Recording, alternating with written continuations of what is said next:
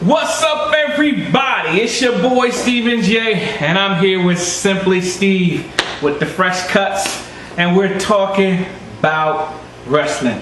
WWE, WWF, UWA, WCW, ECW, AWA, maybe a little bit of TNA, but I doubt it. So let's jump right into it. We're gonna talk about Monday Night Raw that happened last night on the what's today's date? Today's the 7th. It's on 10/6. Which, how am I gonna? I gotta say, last week's Raw, the weeks before that, basically every Raw since the last pay-per-view has sucked. I mean, sucked. So, up until last night, which was better. And I must say, the only reason why it was better was because of The Rock. The Rock showed up. As a matter of fact, I didn't even know The Rock was going to show up. I just so happened to be on Twitter, and I was going to comment about the Slater Gator match. And I heard something because I think we started watching it late. So it was probably behind maybe about 20 minutes or a half hour, whatever it was. But I just saw when I was on Twitter, and I was about to comment about the This Is Stupid match, and I saw something right now on Raw. It's The Rock, and I was like, The Rock? So I couldn't wait till we got up to it, because it was just when The Rock's music hit. I didn't really think it was The Rock was gonna come out. I was like, The Rock. I said, what would The Rock have one to do with Rusev? He's way below him.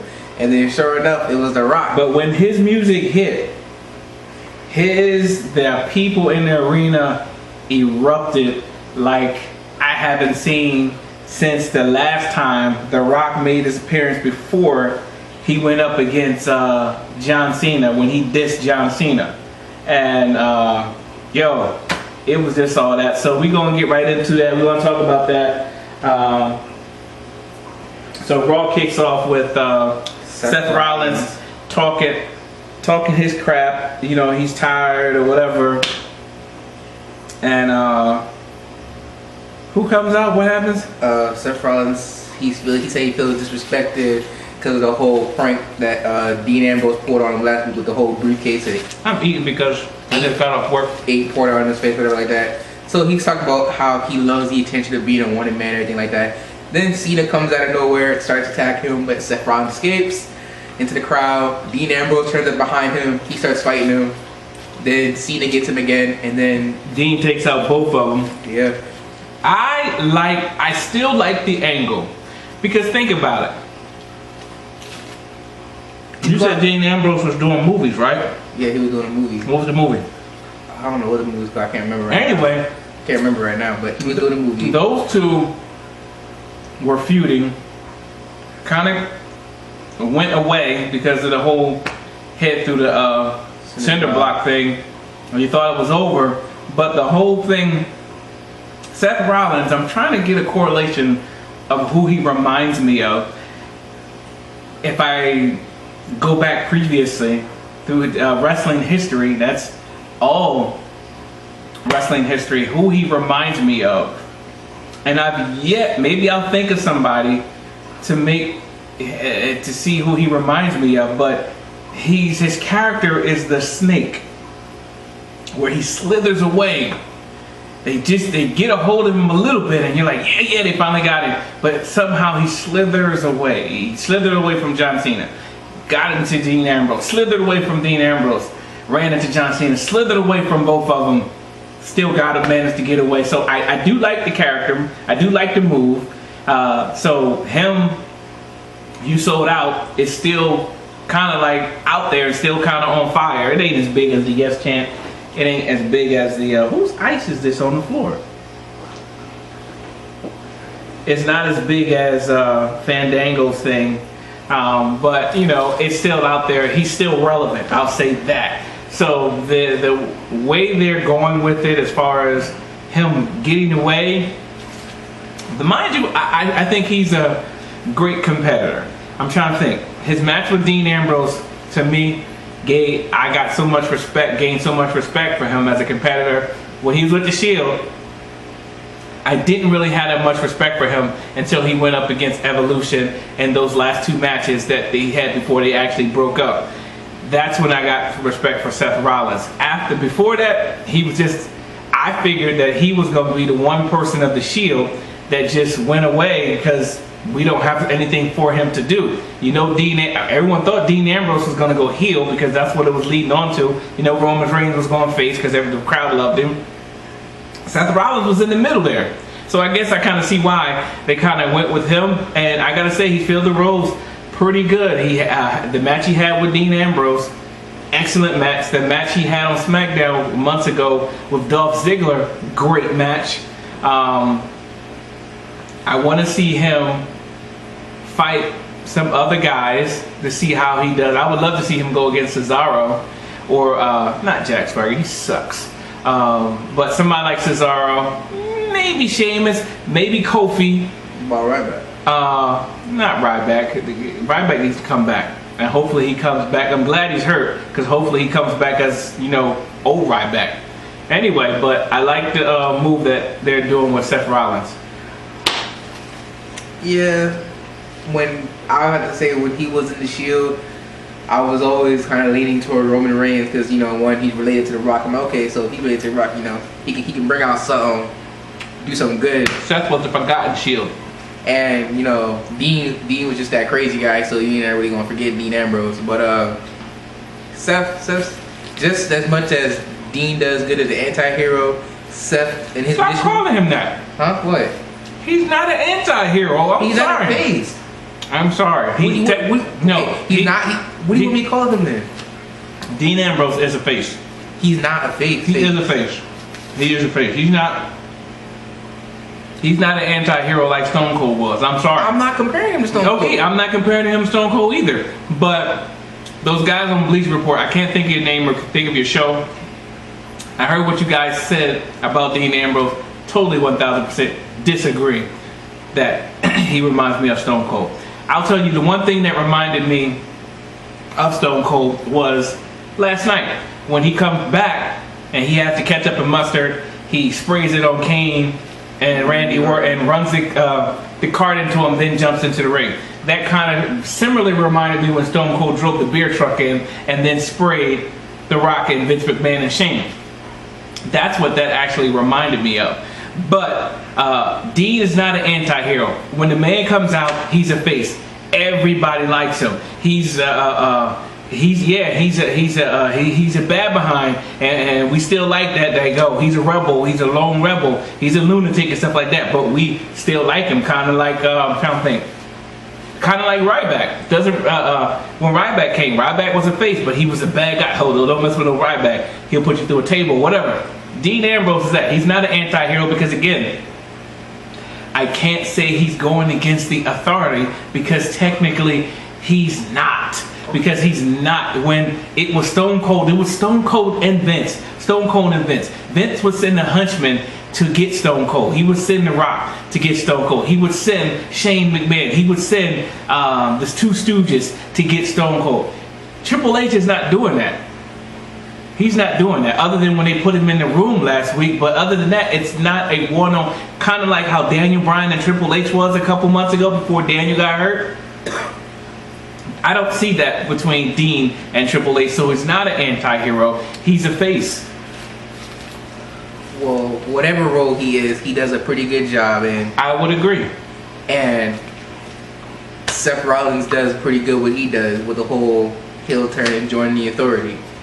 Both do excellent jobs. So Triple H comes out and he's makes a match.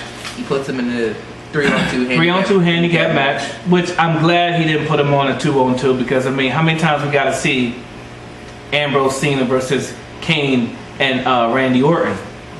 What happened to them getting mad about taking care of Seth Rollins' problem? What happened to that? And Hell in a Cell match, John Cena versus Dean Ambrose to see who gets to fight Seth Rollins in Hell in a Cell. We might as well just talk about that now. In my opinion, I think it should be Dean Ambrose going up against Seth Rollins in Hell in a Cell.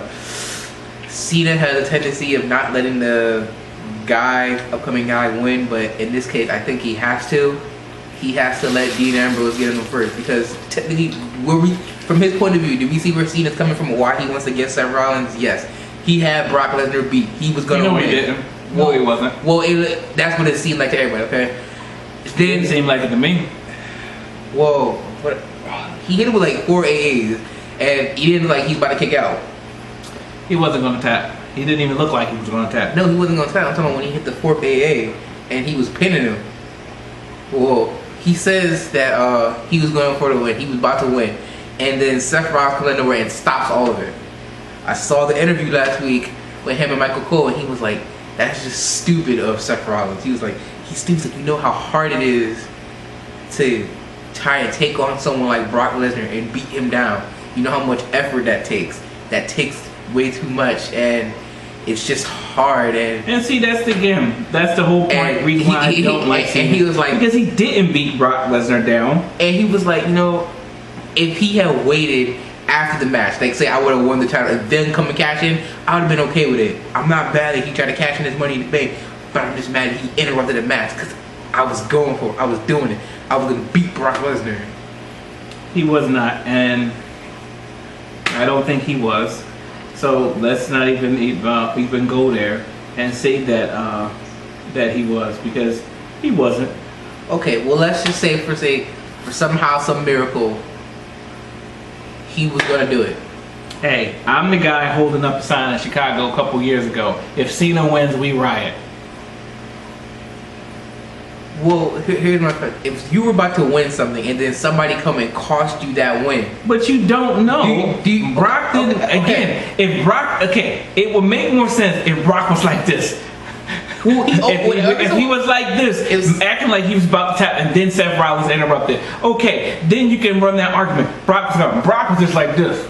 It didn't look like he was going to tap. Whenever someone puts a submission holder on Brock, it always looks like he's going to tap, because he always goes like this. He always shakes his hand going like this. He wasn't even doing that. And everyone was like, he's going to tap. He's going to tap. He's going to do it. He's going to do it. It didn't look like Brock was going to tap. Not that night. It did not look like that's my point. I'm saying after the 4th AA, and Cena was going for the cover. You can't say it was 4 consecutive AAs, because in between those AAs, Brock was dominating Cena, and Cena just went on a little flurry and went for the pin. And well, those last 5 minutes was all Cena. Regardless of he had his flurries, yes, he had his flurries, but those last 5 minutes, that was all John Cena. Anyway, I'm just saying, considering from John Cena's point of view, you can see why he wants to get at Seth Rollins and not focus on Brock Lesnar. But in my opinion, it should be Dean versus Seth Rollins. I agree that it should be, because that's one of the things that I've been complaining about John Cena, that because he can't produce his own fandom, his own technical grown-up following, he rides the coattails of who's hype or who's running high. He did it with Daniel Bryan. He did it with Zack Ryder. He did it with Ryback. He's running with, they're popular right now, so let me ride along that. So now it's Seth Rollins and Dean Ambrose. Okay, find something else for Cena to do. I mean, I can see the whole point. He's trying to feud. He got to get his hands on, what's the name? But to me, I also agree that it needs to be Rollins, because after the show that they put on the pay-per-view, excellent. And that's the match they had after. The match they had after wasn't as good, but it was better than most Monday Night Raw main events. Again, why not put these two guys together? I was looking at the thing on WWE Network the other day. It was either about ECW doing the Monday Night Wars, and it was talking about how Paul Heyman got all the great talent, which we all knew. Again, Paul Heyman, to me, is the second genius behind Vince McMahon, and not Eric Bischoff. I gave Eric Bischoff credit for the Luchadors, but I take that back now after seeing the ECW thing, because it was Paul. I know he stole all the wrestlers, but I wasn't watching. I watch ECW every now and then because it came on Channel 13 in Delaware. So it always came on around like 11 o'clock or whatever. That's when I first started watching it. and that's when I saw Stone Cold, and that's when I saw the Blue World Order and Eddie Guerrero and those guys.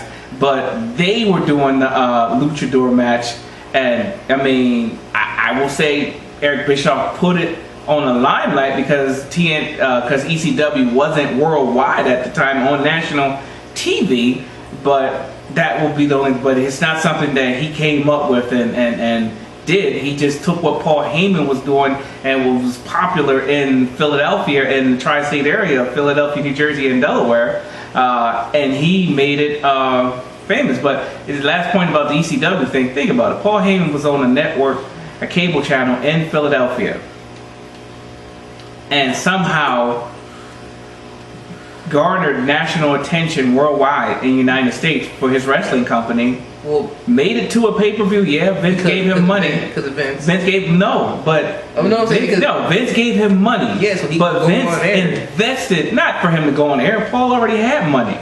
Not allowed to do pay-per-view. Not to do pay-per-view, but my point is before the pay-per-view, Paul Heyman got national exposure without being on national television. Matter of fact, he actually, in that video, he said pretty much the same people was coming back every week because they wanted to see more of this. Okay, it was rules that they were doing. But they were filling that room, that ballroom in Philadelphia. But again, my point is not if it's the same people. Yeah, those Philly fans were crazy, but it gained national exposure because when you started looking at the wrestling magazine, you was like, "Who's ECW?" The wrestling magazine started following ECW. These guys are hardcore. They're doing some crazy stuff. And so before he got Vince's money to go on pay-per-view, he got attention. So again, let's go back to Monday Night Raw. Alright. So again, I agree with that Dean Ambrose should be the actual choice. Don't necessarily know if I like the John Cena aspect of it. I like the fact I would like to see Dean and John go at it a little bit. Well, I knew you were hoping that we need to see. I was glad to see Dean throw him out the ring and pull a Stone Cold on his move. Almost looks like the Stunner, except that he does this DDT. But I was glad for that because I mean, again, he don't get him back there with an AA. You know it is. So let's go to the next one. Alright, so then we had a tag team match. We had the Usos and Dolph Ziggler versus Cesaro and Golden Stardust. I can't believe they didn't come down as Gold Star. I'm mad about that. I was like, let's see if they gonna do it, and they didn't do it. But I was like, okay. But match pretty good, I guess, to start off.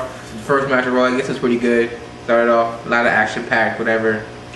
Alright, so then we get to the stupid part. It was some TV celebrity host in the ring, whatever.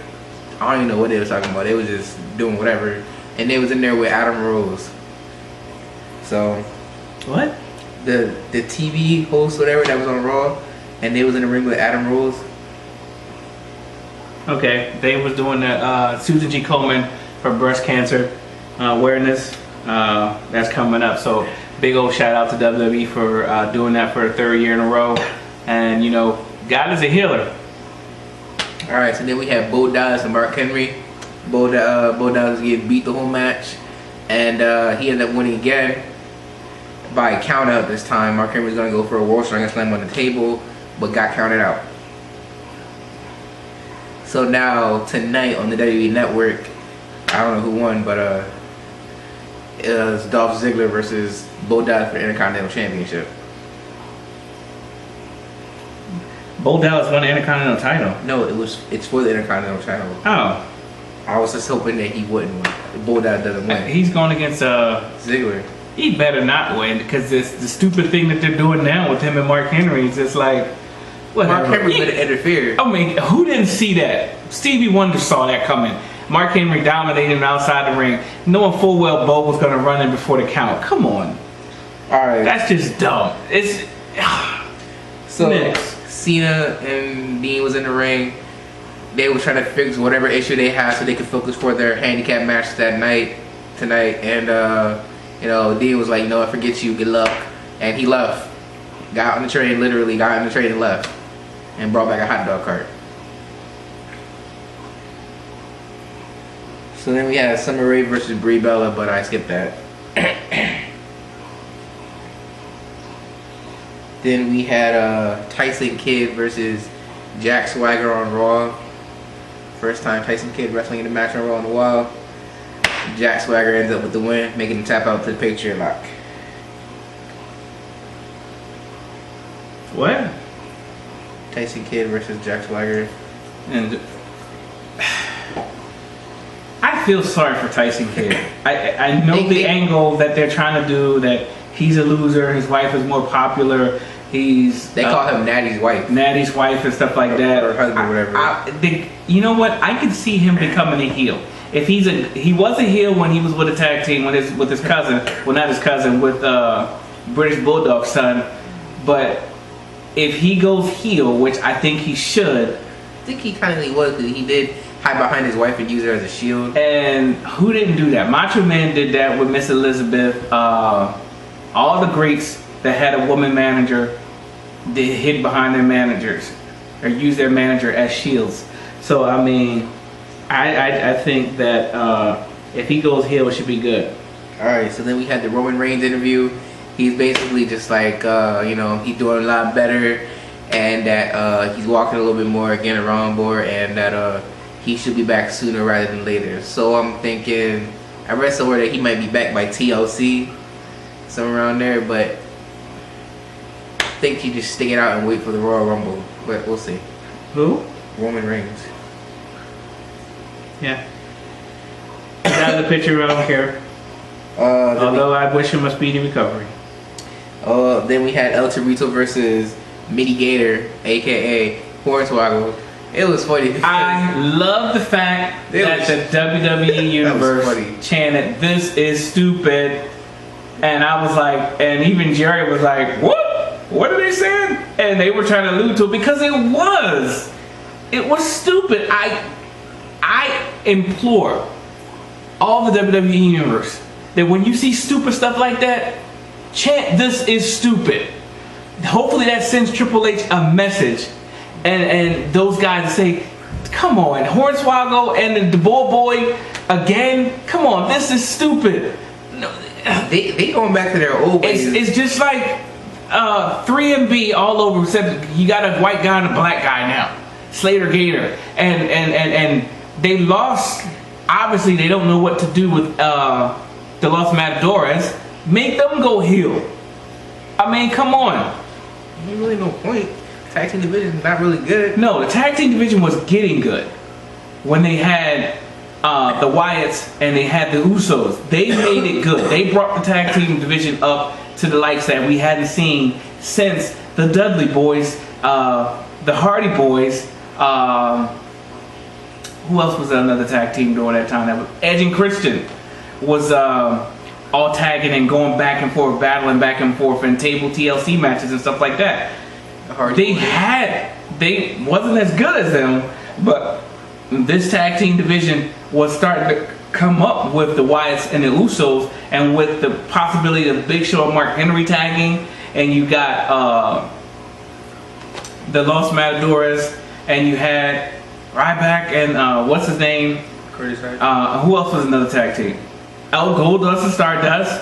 I mean, you had the potential of there being something great, but this whole thing now, they just obviously they run out of a storyline for the Los Matadors. Again, what better way to do it? Turn them heel. All right, so it was supposed to be Big Show versus Rusev, but Big Show got suspended for the whole flag. This is what I want to know, because I couldn't find it online. If he really did get suspended. Because my thinking is, if he got suspended, then the pulling down of the flag was not part of the script. Because I had been saying, somebody need to pull that side now. That's what they need to do. I have been saying that. Yeah, so I was thinking too. I was thinking, well, wasn't that part of the whole script of pulling the flag down or whatever like that? But you know, maybe he got suspended. So because Adi was telling me, he was like, yeah, the Rock, maybe they're gonna feud him and Rusev. And I was like, I don't think they got time for the Rock and Rusev feuding. That whole thing, but The Rock came out, and again, I didn't really want to see him beat up Rusev, which was great to see anyway. I just wanted to see him dish Rusev. Which was funny. Which was funny. Him dissing Lana. Girl, you fine. But him dissing Rusev. Yo, get out of my face, cause Jim, whatever. That was hilarious. Again, The Rock coming out. He's still as funny as I don't know what. We still love him. We still get with him. We still 10 times way better than John Cena. And I thought about this the other day because I started thinking about what Paul Heyman said about John Cena last month about you've been here for 10 years straight. Has it been 10 years? Yeah, about 12 years. So whatever, that he's gone strong for 10 years straight, and that's why he's in line to win the title. And I have to think about this. Of all the greats that Paul compared him to, we know Stone Cold had to retire because he got hurt. What if he did not get hurt because of that Owen Hart accident? Well, Stone Cold would still be the man. Shawn Michaels. If Shawn Michaels had not gotten hurt, what would have happened? If The Rock didn't blow up and become a super duper star. Well, we can't help that. That was his fate. Hold on, I understand fate. But if The Rock did not become a super duper star and transcend the WWE into Hollywood, Triple H, I love Triple H, great wrestler, but he too got hurt 2 times that took him out. Think about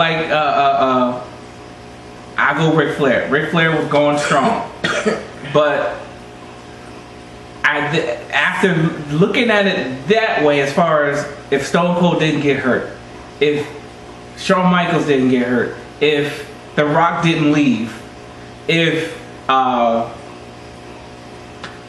NWO and stuff, whatever, if all that, would John Cena be considered among the greats? The answer would be no. The answer would be no. So I would have to disagree with Paul Heyman, because if those factors did not come in, Stone Cold went to Hollywood, but if The Rock is a 10 in Hollywood, Stone Cold was about a 2.5, because the movies that he's done, they're always the same character. It's like Jason Statham. If he's not in behind the wheel of a car, it's really not a good movie. So Stone Cold always have to play some big tough guy or whatever. The Rock is versatile and is able to play the tough guy, play the soft guy, sweet guy, the gay guy. Stone Cold couldn't do that. Rock, you didn't see that movie. He played a gay guy. So I would have to disagree with Paul Heyman, what he said about John Cena, whatever. I give him credit for being here this long, but I would say he's there because he could not do what The Rock did, and that's transcend wrestling. Is John Cena on the same level as Austin 316? I would have to say no. I would have to say no. Is John Cena on a level as Hulkamania? No. I would have to say no. Again, what he does for Make-A-Wish and the other organization, he's by far the best there is, the best there was, the best there ever will be. But when it comes to the wrestling business, the answer is no. Let's move on. Well, I just have to say, in the whole Stone Cold thing, he didn't get hurt because of Owen Hart. That was his own fault. How was it Stone Cold Hart? Because he refused to go take care of it while it was happening. He was like, he won the belt, and he was all like, he was paralyzed from the neck down. He's like, I couldn't move, but he was like, I refuse to go and leave and get help. He's like, I want to keep this, and I want to keep going strong. Well, hold on. That technically still wasn't his fault, because had it been as bad as it was, the doctors, think about it. Edge is down with this kind of similar injury as Stone Cold. The WWE was not going to risk letting him continue on. The doctor says, nah, dude, you are messed up. You take a really bad fall. That's it. Stone Cold, he got hurt and he was paralyzed. Obviously, the doctors checked him out and said, this is what's wrong, but I think you can get away with it. He wrestled for about almost a year before it started to get worse. Won't say if he just taken care of it at that point. Hold on, no, he had surgery, and so you can't say he got it fixed. I remember when he got the surgery, they talked about it. The Rock gave him a shout out or whatever. He had the surgery, and he came back about a year later, and he fought for that whole time or whatever, and he was still as popular as ever. The Rock was up there and probably had usurped him, but he was still popular. It's just that, you know, he came back, and it's just that he just was never at 100%, even though he got surgery. So I can't say that had he got the surgery then when he got hurt versus when he actually got it a year later, it made a difference. I don't think so. I just think that it was a damaging injury, and obviously the surgery worked. It just wasn't long lasting. That you can't do what you're doing in this business as a wrestler. You can't fall off the top rope. You can't do this anymore. We fixed it, but it's not going to hold up. Certainly did, because he wouldn't run much longer after that. But now supposedly he's training so he can get ready for a match at WrestleMania. So he can go on with that one more match. What else? AJ and Emma versus who cares? Alicia Fox and Paige. Who cares? The Miz versus Sheamus. The interesting thing was the crowd was cheering for Damien Miz down instead of Miz. Yeah, that was so funny. It's like they're back to booing Sheamus again too. But it's like they forgot about Dolph Ziggler. So I guess the Miz is not entitled to any more rematches or anything. So I guess the feud between them two is over right now. He looks to be feuding with Sheamus now, probably for the United States Championship at Hell in a Cell. So then we had the whole Seth Rollins and versus Seth Rollins, Kane, and Randy Orton versus Cena, because as I said, Dean Ambrose had walked out on him. Triple H said that Seth Rollins was gonna start first, which, you know, he was the first guy in the ring before he tagged out. Then he got beat down. And then Cena started to come back, and then he got jumped. Who? Cena started to come back a little bit, had his little flurry in the match, and then that's when he got jumped by Kane and Orton. And that's when Dean Ambrose came back with the hot dog cart, and everything went down after that. So that was pretty much Raw. I don't really. The main event has been not very good. Dare I say horrible. It just hasn't been good, and we the people of the WWE universe, and I forgot Jack Swagger with that ugly t-shirt. Anyway, we the people are tired of seeing John Cena in the main event. It ain't got nothing to do with John Cena, it's just that the main event sucked. No, who's in the main event? So you got to see, why does the main event suck? Then you have to look at who's in the main event. If you're gonna say the main event suck, look who's in the main event. Okay. Since the last pay-per-view, who's been in the main event every night on Daggone Raw, every week on Raw? Cena and Ambrose. Just about John Cena. Well, it's been the same four guys. Hold on, again. But who's in it? You gotta say John Cena is the face of the company. So again, who's in it? I'm sorry. It's again, if you're not gonna turn John Cena heel, again, and he came out, and again, this is one of the reasons why nobody likes John Cena.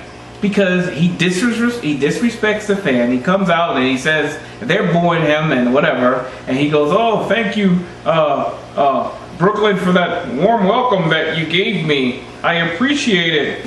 It's condescending to the point, like, dude, come on, really? And that is the number one issue with people with John Cena, is because, dude, you're so unbelievable.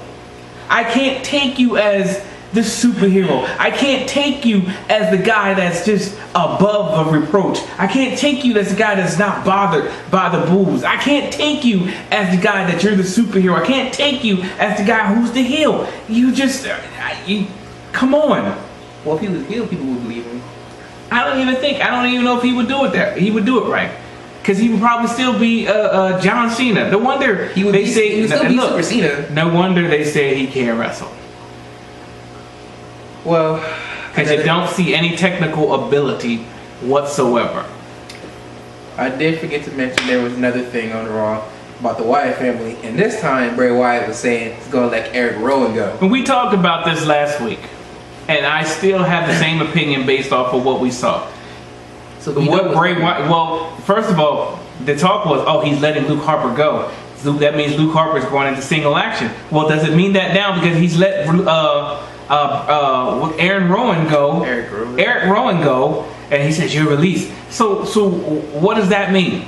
Means are they both break it up? No. Well, or maybe are they both going into single action? Again, it doesn't work because they don't have a fan base to follow them in single action. They are good as a tag team. I mean, come on. Maybe they'll stick as a tag team, but they'll just separate from Bray Wyatt. They're not. First of all, they're not separating from Bray Wyatt. He's the founding father. And what's the deal with the pregnant woman at the end that's being birthed? What the heck is that about? Maybe Sister Abigail's coming.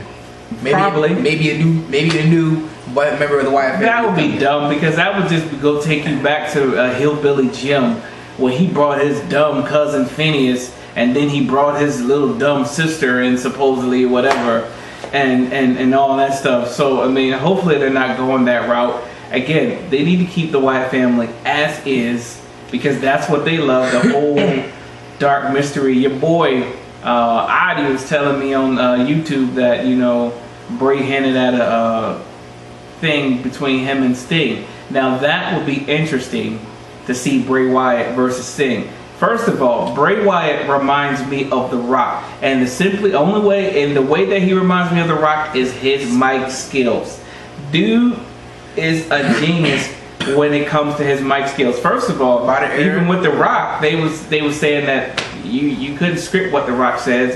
You couldn't script what Stone Cold said because they just let it flow from the mouth. So you can't script what CM Punk says either because Bray Wyatt reminds me of those guys. It's just, hey, give him a mic and whatever he says, we just go with whatever he says. So let me ask you, if The Rock and Bray Wyatt were in the ring and they were just having promo going back and forth, would it be enjoyable? Would it be something, or would The Rock, with his great mic skills, still outshine Bray Wyatt? I think he would, because The Rock has never been outshined when it comes to mic skills. As great as Ric Flair was with the mic, he's no Rock. As great as, I can't say Hulk Hogan was great with the mic because it was just, what you talking about, brother? And that's all he was. He was very one-dimensional. Ric Flair was two-dimensional. Shawn Michaels two-dimensional. The Rock, he's three-dimensional. Three-dimensional when it comes to mic skills. Bray Wyatt, I gotta put him up there with The Rock. So would it be a great moment? It would be definitely a great moment to see them go back and forth. It's something that you would have to see. Because I remember the time where I was watching TNA and Ric Flair and Mick Foley had a conversation in the ring going back and forth. And they talked for almost seemed like 20 minutes, not doing anything, and there wasn't nobody paying attention. Matter of fact, I was looking at Bleacher Report the other day, and they was talking about something else, what was wrong with TNA, and they showed, like, they did a back shot of the audience, and like, oh my God, the arena was so empty. You just had like the first couple rows, there were people sitting there, but that was it. Nobody was like, the first 3 rows you had people. The first back past that, you didn't have anybody. And I'm just like, oh my goodness. So I think they said that they were gonna go back to what they were doing, which is filming at Universal Studios down here. But yeah, Bray Wyatt, they gotta find him the right person. We did say, matter of fact, I got a guy. I would love to see Bray Wyatt and Dolph Ziggler feud. I would really like to see them feud because both are good technical wrestlers and can put on a show. I think you would get a good show and a great way for Bray to win the title. I feel sorry for Dolph. And hold on for just a little bit longer before we have to give it up. And then have him go after Sheamus then. No, we gotta say Sheamus for Rusev. Why would Sheamus fight Rusev? Well, he already said, he said in the interview he did want to fight Rusev, but also because of the whole championship thing that I said. Them just taking the United States Championship and just proving their dominance. Now a Russian has the United States Championship. well, you know, technically Sheamus isn't American, but Yeah, he's Irish. But you know, Rusev being the guy who says America sucks, just makes sense. I don't know. Anyway, but I was on WWE.com, and I saw something interesting, and it said, "Where would the WWE be in 5 years?" I'm like, okay, let me read this. So the first page, it says that John Cena would be the Raw general manager. Boo. It said that by this time John Cena would be like Triple H is now, where he only wrestles like a couple matches a year, most likely WrestleMania, and he would be a 19-time world champion by then, a record-breaking, surpassing Ric Flair, everything. And you know, he'd be the general manager that'd be fair, you know, give everybody a chance or whatever like that. And I was just like, wow, Cena, the general manager of Raw. I said, that. I said, I don't know. Let's see, what was another one? Hold on, it's right here. Just gotta get it. Oh yeah, Houdini? Or I'm not Houdini. What is it? I don't know how you say his name. Ooh. That right there. Where?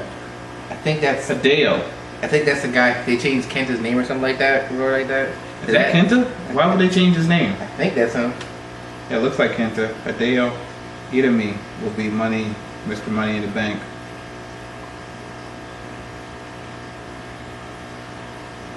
Oh yeah, they said they would have another one was they'd have a WWE Network champion. And I was like, a WWE Network champion? Well, right now they're trying to go to an actual channel. Oh yeah, they're trying that. It says NXT will compete with WWE for brand supremacy. Not really. Well, Again, Survivor Series. You did say it was Raw, NXT, then SmackDown. Yeah, 'cause there will be a WWE Network champion. Ew, that sucks. Well, I came up with a belt years ago. I called it the Prime Time title, which means that they defended in prime time, which is any time between 8 and 9. Dean Ambrose will be the longest reigning WWE World Champion in modern times. I don't know about that.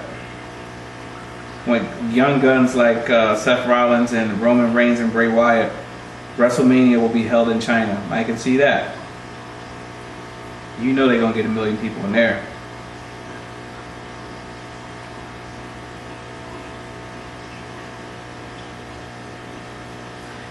Oh, there was one that was skipped. It said that Roman Reigns was gonna have a streak at WrestleMania like the Undertaker, but it just wouldn't reach as high as his. Nobody's gonna beat that streak.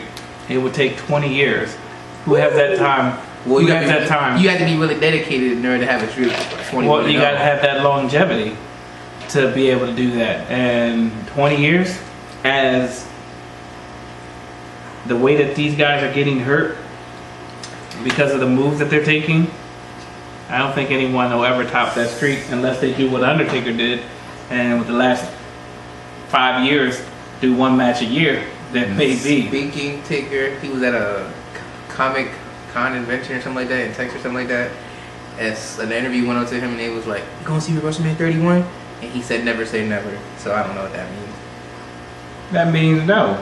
Again, well, I know you're saying. I go back again. Why do I want to see the Undertaker? Do I want to give him a send off? Yeah. Let him come back on Raw. He's definitely earned it. Let him come on Raw and do that. And as a send off, say goodbye. I think there's back in the day, in the 80s and in the 90s. When a guy retired from the NBA, like I remember when Dr. J retired, and every team that he went to, because when they went over to the West Coast, they only played them twice. 1 home game there, 1 home game at their place. So let's say he went to the Lakers. The Lakers say, "Hey, we want to thank you for your service," and they would give him a present. He got like a car or a motorcycle, so he went to Portland. Portland would give him something. So wherever he went, and they would on the West Coast, because there was his only games over there, they would give him something. When he finally played the last games on the East Coast, that's when those teams gave him something. That's a beautiful way to send the guy off. Is to say, "Hey, thank you. This is what we're going to give you. This is your present. Appreciate whatever," and then you ride off in the sunset. I don't want to see him at WrestleMania again in a match because he lost. There's no more interest for me as a longtime fan of the WWE, as a longtime fan from day one of The Undertaker. There's no need for me to. There's no interest in him coming back to face whomever. Well, whether it's Sting, The Rock, John Cena, whoever. There's no point in Cena because he's no longer undefeated. I know. So again, the whole aura of me wanting to see him fight, that you just took the main aura from it. Again, when Rock was fighting John Cena, that was an aura, but you still wanted to see The Undertaker. That was the main event. You wanted to see The Undertaker. Was he going to win? Is he going to do it? Come on. He lost the match. ESPN was talking about it. CNN was talking about it. Fox Sports was talking about it. It was all on social media, Facebook and Twitter. Undertaker lost. Who went undefeated, whatever. As fake as it is, they were still talking about it. There's no more allure. There's no ambiance of us going and then wanting to see him fighting again because you lost. The same, again, that's something that you can't go back and fix. You can't fix it. No, I'm just saying, you cannot go back and fix that. And here's my problem, why I don't like the fact that he lost. He lost to Brock Lesnar, who's now the world champion, but he's only a one show up a month guy. Matter of fact, I heard that we might not even see him for the rest of the year. And please, that'll be stupid. Strip him up again. I love Brock Lesnar. I love his swag. I love his energy. But if you're not gonna show up at least twice a month on Raw, what are you doing? You ain't doing a daggone thing. He just got a new contract. Shoot. First of all, he got a new contract with the WWE. Was like they can bring him in anytime they want. They said they ain't got nothing for him. Cena's got a match with Dean Ambrose at Hell in a Cell, so you know there's not going to be no Brock Cena 3. If it is, it's going to be at Survivor. Well, again, you got when is Hell in a Cell? At the end of October. At the end of October. He's not even booked so far. Yeah, because Cena's already in the match. Exactly, that's my point. He's in the match, so who you got? Unless CM Punk comes back. Or Goldberg. CM Punk comes back and says something, and hey, you got a paper champion. I had to come back because you got this guy who's got the champion and he's not even here. Come on, that would be a great moment to bring CM Punk back. Great moment to bring him back, to call Brock back and get him out. But come on, again, I don't mind him not being there every Monday. At least give me 2 Mondays. The Monday? I don't want to see him. Come on, heavyweight title. I don't want to see him on every pay-per-view. I see him on a Sunday, and then that Monday I don't see him for another month. That's stupid. Okay. They were gonna stripped Dan Bryan of the title because he wasn't defending it. Because he was hurt, but still because he wasn't defending it. Brock's not hurt. Brock's fine. Well, people say that he looked kind of sick because he was getting kind of red during the match and he probably wasn't even doing anything. Who? Brock. They said his face was turning red really early and something like that. So they said there might be something wrong with him. But I don't know. But Brock ain't doing nothing. He's sitting at home or whatever it is he does in his private life that he doesn't want no one else to know about. Except unless you're Paul Heyman. He got a house somewhere in the boondocks. And anytime somebody moves 10 miles within that, he moves. There's something wrong with him, really. I do believe that. But the fact that he's the WWE World Heavyweight Champion, we may not see him until next year in 2015. I was like, okay, that's wrong. You on Capcom Kong having the most dominant year ever, beat Cena. He loses to Cena by disqualification, and then we don't see him again until the Royal Rumble. That's just not right.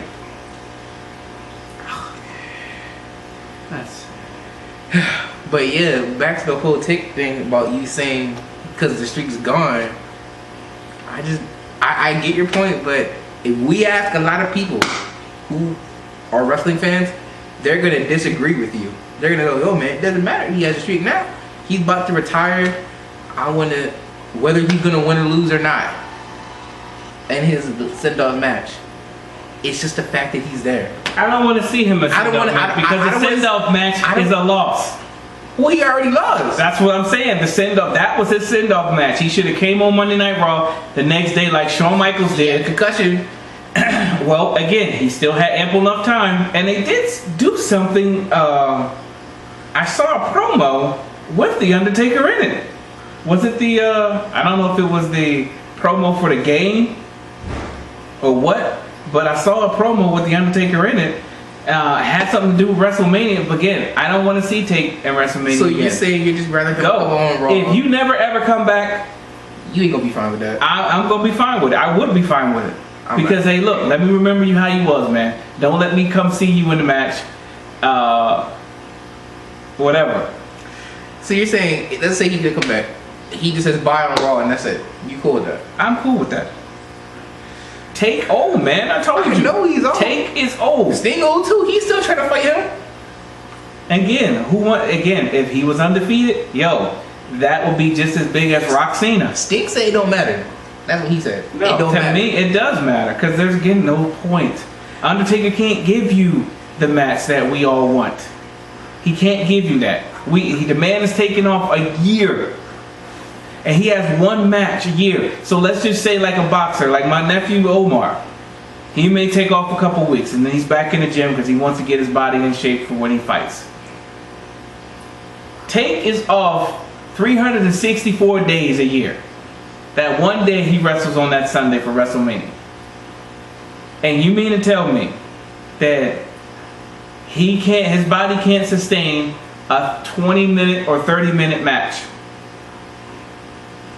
That tells you that Take is old. That tells you that you don't still got it. You don't have it no more. And I want to remember. I want to remember you in the Hall of Fame. Yeah, I want to see him in the Hall of Fame. Yeah, he's going to get that regardless. But to see him in Sting, no. Think about it. When Rock faced with Hulk Hogan, as big as it was, the match was not as good as it was hyped to be, because Hogan was old, and Hogan couldn't really match skill for skill with what The Rock was doing. Yeah, he did his hawking up, and he did the and he dropped the leg, or he missed, or whatever, and The Rock beat him, or whatever. Again, my point is, the match just wasn't as good. Well, it was hyped because it was hyped because it was Hulk Hogan. I understand that, but it wasn't. And they wanted the old red and yellow back. It wasn't. Nobody wanted the red and yellow because we loved the black and white. I grew up with it. I grew up. I like the black and white too, but you know. Man, you better stop inviting me to play these games, man.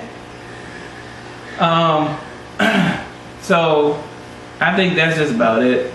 Hell in a Cell. The only match so far is the Cena and Ambrose, and the winner faces Seth Rollins in the cage. I'm thinking Seth Rollins will probably interfere on behalf, so it'll be him and Ambrose again.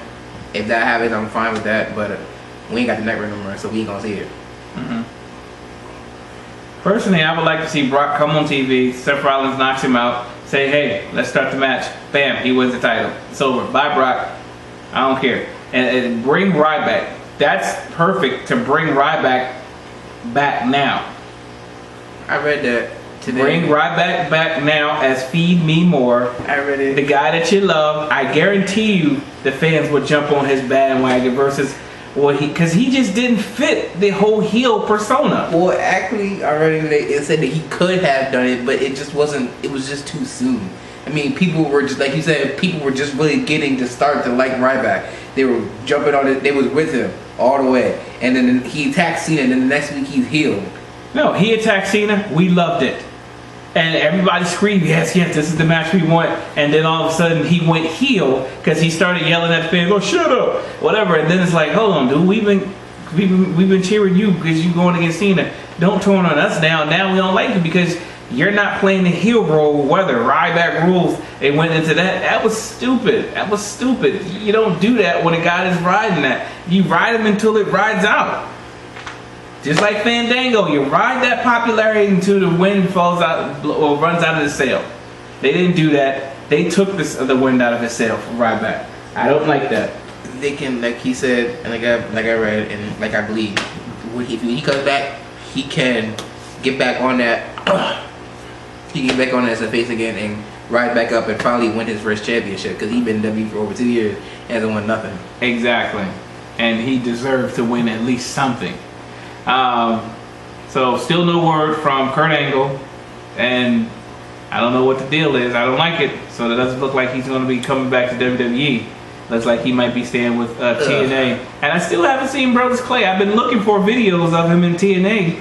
I still haven't seen the Funkadactyl yet. Funkasaurus, Funk, whatever. Funky. So that's about it, what we're going to do today. So, for Stephen J. and for Simply Steve. Yo, if anybody out there knows anyone hiring, he's looking for a job, aren't you? Yes, I'm looking for a job. So he's a hard worker.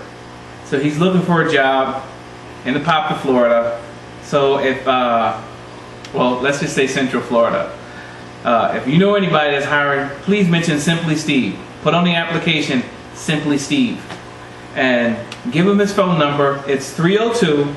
What is it? No, we're not telling him my phone number. So, for Stephen A, Stephen J, and Simply Steve, we are done talking about wrestling. But seriously, he do need a job though. Peace.